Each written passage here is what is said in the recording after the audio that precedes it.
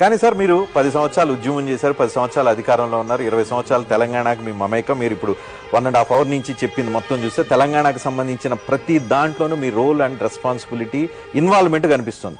అలాంటి మిమ్మల్ని ప్రజలు ఎందుకు మొన్న ఓడించారు? మిమ్మల్ని ఓడించారా, ఎమ్మెల్యేలను ఓడించారా? It's good question.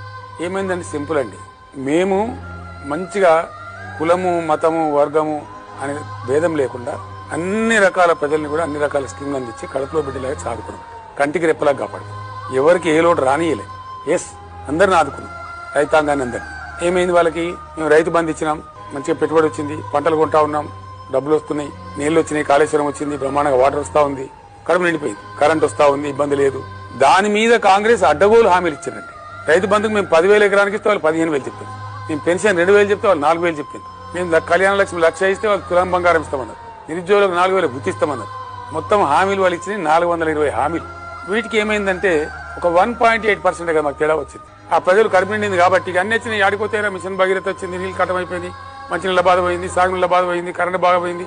ఇంకా ఉల్టా మీదికి వెళ్ళి ఇవన్నీ ఇస్తామంటున్నారు కదా అని ఒక 2-3% ప్రజలు అటు చేయి దాపుతుంది. దాంతో మా అధికారం